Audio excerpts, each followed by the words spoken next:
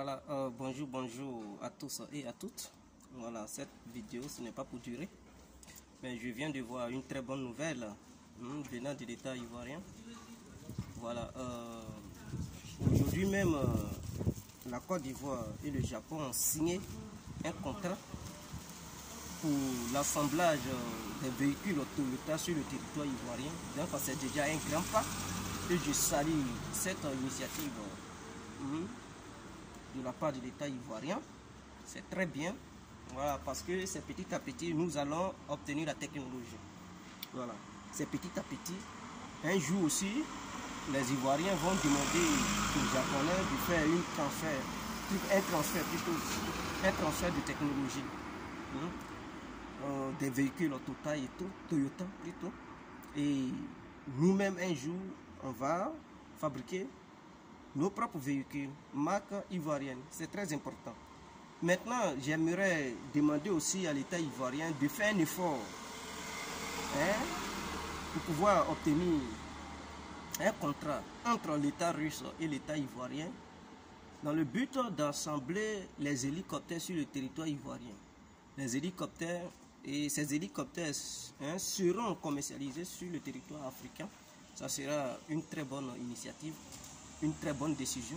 Donc le Japon a déjà fait un grand pas parce que la France nous a colonisés.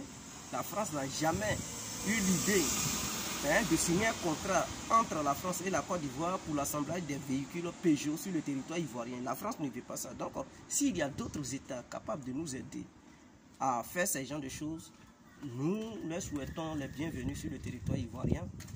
Au moins les véhicules coûteront moins cher et l'Ivoirien pourra avoir un véhicule à un prix abordable puisque ces véhicules seront rassemblés sur le territoire ivoirien. Donc il n'y aura plus de frais de transport ou quoi que ce soit. Donc on pourra obtenir de nouveaux véhicules à des prix abordables. C'est très important. C'est très important. Donc je demande à l'État ivoirien de regarder du côté russe pour pouvoir signer aussi un contrat entre la Côte d'Ivoire et la Russie pour la fabrication des hélicoptères sur le territoire ivoirien. C'est petit à petit on obtient la technologie. Sinon, si nous voulons compter seulement sur les Européens, vraiment on ne pourra rien faire. On ne pourra rien obtenir. Il faut aller ailleurs. En allant ailleurs, vous allez voir, ce sont les Européens eux-mêmes qui vont nous proposer des choses. Voilà.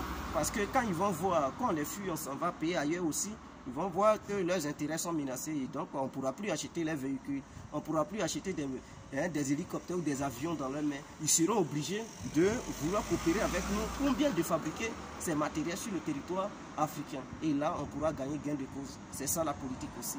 Je remercie l'État ivoirien. Je remercie ceux qui ont eu cette vision et ceux qui vont encore avoir une telle vision dans le futur. Je les remercie d'avance.